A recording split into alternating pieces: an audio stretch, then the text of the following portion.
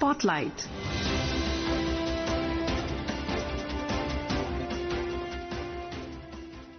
This is Akashvani. In the program Spotlight, now we bring you a discussion on 17th Rozgar Mela, empowering the youth of the nation. The participants are Aditi Tandon, senior journalist, and Anubha Rohatgi, anchor.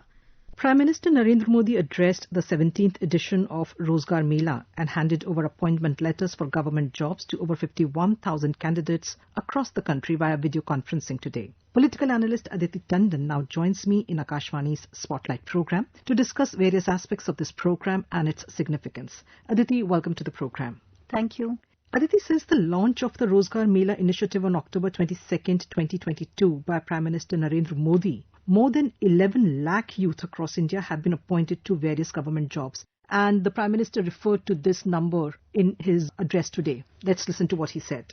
उत्सवों के बीच पक्की नौकरी के लिए नियुक्ति पत्र मिलना यानी उत्सवों का उल्लास और सफलता की डबल खुशी, ये खुशी आज देश के 51,000 से अधिक युवाओं को मिली है। अकेले इन रोजगार मेलों के जरिए बीते कुछ समय में ही 11 लाख से ज्यादा नियुक्ति पत्र दिए जा चुके हैं। हमने देश में पीएम विकसित भारत रोजगार योजना भी शुरू की है। इसके तहत 3.5 करोड़ युवाओं को नौकरी देने का लक्ष्य रखा गया है। आज एक और स्किल इंडिया मिशन जैसे अभियानों के जरिए युवाओं को स्किल की ट्रेनिंग दी जा रही है। वहीं साथ ही नेशनल करियर सर्विस प्लेटफॉर्म जैसे इनिशिएटिव उन्हें नए अवसरों से भी जोड़ रहे हैं।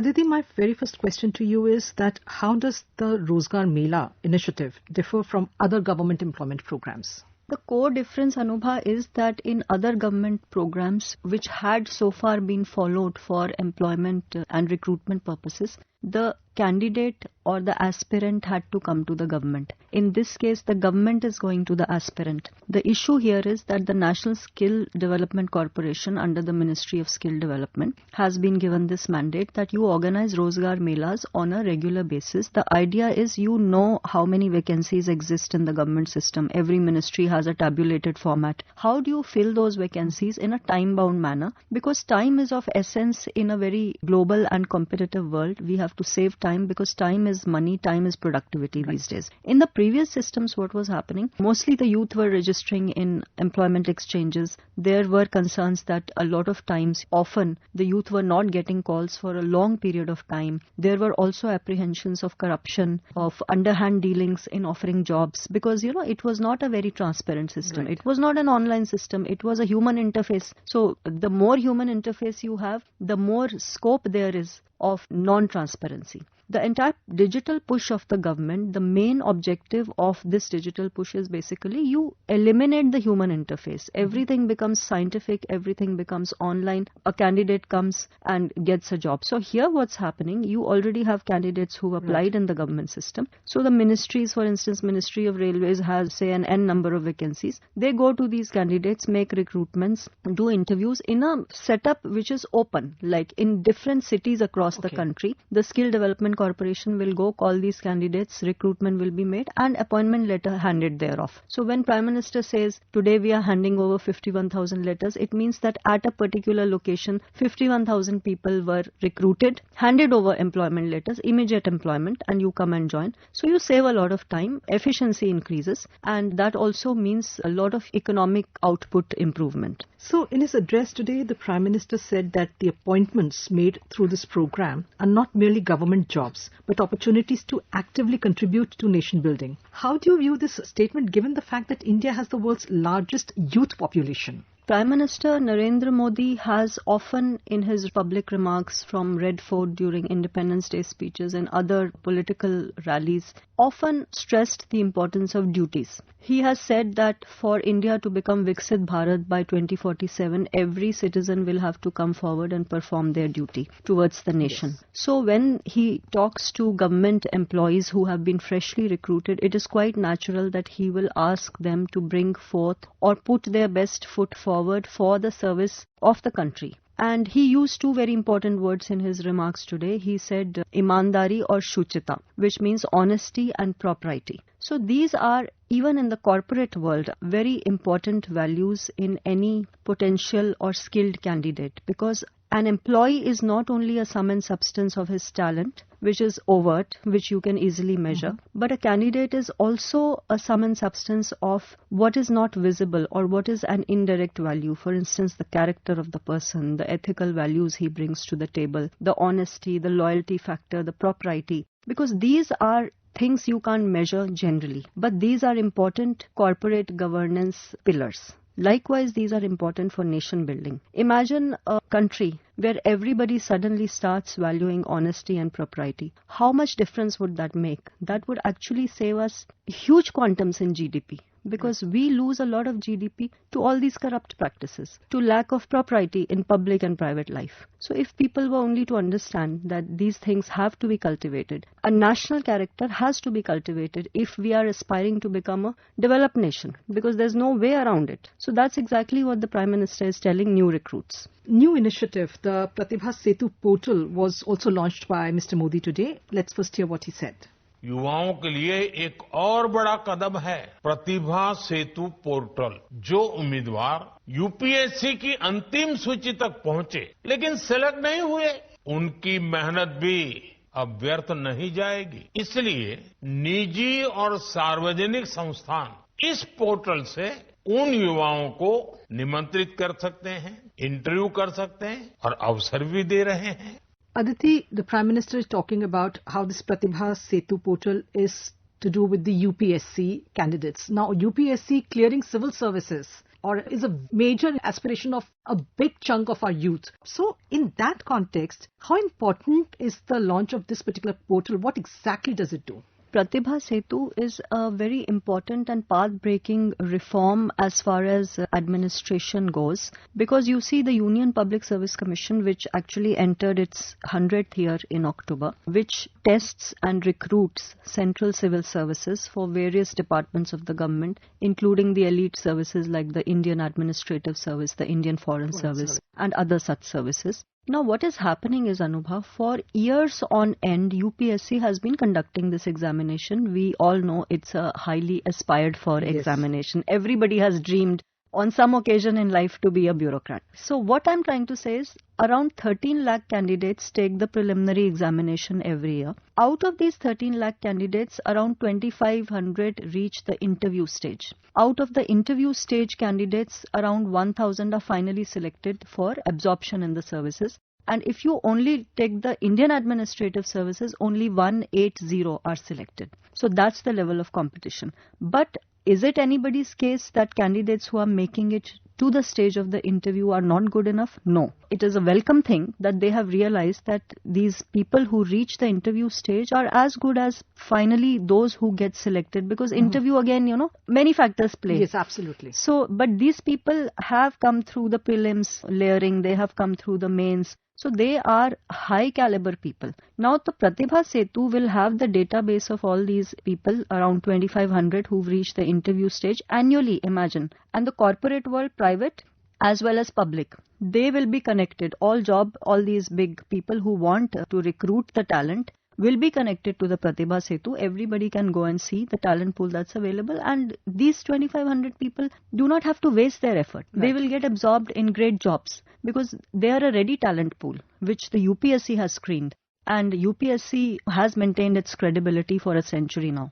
The Prime Minister also talked about, India's diplomatic talks and global MOUs, how these MOUs are incorporating youth, training, upskilling and employment generation. So let's listen to what he said. Bharat और Britain ने AI, fintech और clean energy जैसे sectors में निवेश बढ़ाने पर सहमति बताई है। भारत और ब्रिटेन के बीच कुछ महीने पहले हुए फ्री ट्रेड एग्रीमेंट से भी नए अवसर तैयार होंगे। इसी तरह यूरोप के कई देशों के साथ भी इन्वेस्टमेंट पार्टनरशिप हुई है। इनसे हजारों नई जॉब्स बनने की संभावना है। ब्राजील, सिंगापुर, कोरिया, कनाडा ऐसे कई देशों के साथ समझौते हुए। इनसे इन्वेस्टमेंट बढ़ेगा, स्टार्टअप्स और एमएसएमईज को सपोर्ट मिलेगा, एक्सपोर्ट में बढ़ोतरी होगी और युवाओं को ग्लोबल प्रोजेक्ट्स पर काम करने का नया अवसर मिलेगा, अनेक मौके मिलेंगे. Aditi, the Prime Minister is saying that through these pacts, through these MOUs, our youth will get opportunity to work in global projects. First of all, how important are such projects for our youth to be part of new fields such as AI and clean energy? And how will acquiring new skills through working on these global projects help them to achieve the goal of Viksit Bharat and make their contribution towards nation building? We are all residents of a global interconnected world. We learn from each other, even though tendencies of protectionism are rising with every passing day. To a large extent, we all still depend on each other. So when the Prime Minister says that in the India-UK trade agreement that was signed when British Prime Minister Keir Starmer was here recently, we have managed to get a lot of leeway for the Indian youth. For instance, there are sectors where the UK is a leader. UK, there are the IT-enabled service sector, the finance sector where they are leaders. Engineering is Europe's forte. And you have to exchange talent with the top in the world so that you learn new skills and you come back and invest in the domestic economy. That is the larger goal. Also in the India-UK trade agreement, we have managed to get a waiver for Indian workers who are employed by UK firms. So the employers will no longer have to pay social security amount for a period of 3 long years. So that's a huge benefit, which was actually prohibitive, which was pinching the purses of not just the employer, but also the employee. Employers are looking for Indian talent because Indian engineering talent is highly regarded and valued in the world. I was listening to the Berlin Global Dialogue today, where Piyush Goyal, the Commerce Minister, is representing India. On the panel where Mr. Goyal was participating were 2 big industry leaders of the world. One was the Mercedes-Benz chairman, the other was the Airbus chairman. Both of them swore by the engineering talent of Indian youth. So at that level in the world, our talent is valued. So when our talent goes to UK, they add to the UK economy and vice versa. So we gain from each other. That's the purpose of a trade agreement, that you get the best fair and equitable deal that helps both the partners, which is exactly what India is looking for in the deal with the US. My last question to you, Aditi, is that job creation is one of the key priorities of the Modi government. So apart from Rozgar Melas, or if we take Rozgar Melas in conjunction with programs like Skill India, the PM Viksit Bharat Rozgar Yojana and Digital India, which the Prime Minister was also talking about, how important are these programs in creating not only job opportunity, but also taking India forward to achieving its goal of Viksit Bharat by 2047? In the job sector, there are 2 very simple segmented areas. One is government job, the other is a private job, where we mostly measure or judge people. In the government sector, any government will find it difficult going forward to absorb the entire employable youth of the country, but you try to do your best because there is a limited sanctioned post available. Yes. And there are a huge number of aspirants. Like you yourself said, we are the youngest country of the world. Our average age, Anubha, is 28.5 years. So we are that young. And we have an aspiring youth. Aspiring youth means we are talented, we are forward-looking, and we are also eager to reach somewhere. So you see, this demographic dividend can be disruptive also, can be constructive also. So for any government to balance this demographic dividend in the correct way is a huge challenge, and that is what the government is attempting in the public sphere through these Rozgar Melas, or now we have the Pradhan Mantri Viksit Bharat Rozgar Yojana, where the plan is to employ 3 crore youth. So we will know in some time, what is the nuance and layer of that particular program, but that's the broad idea. And I think that's the reason Prime Minister repeatedly emphasizes the value of self-employment. He is asking the youth of India to tap into their hidden talents and to become job creators rather than job seekers. In the past 10 years, if we look at the startup ecosystem, it has phenomenally transformed, and there's a lot of hope in the future. Aditi Tandon, thank you so much for coming to Akashvani studios and joining us in this discussion. Thank you so much for having me. You are listening to a discussion on 17th Rozgar Mela, Empowering the Youth of the Nation. The participants were Aditi Tandon, Senior Journalist, and Anubha Rohatgi, Anchor. This program was produced and presented by the News Services Division of Akashvani. Spotlight.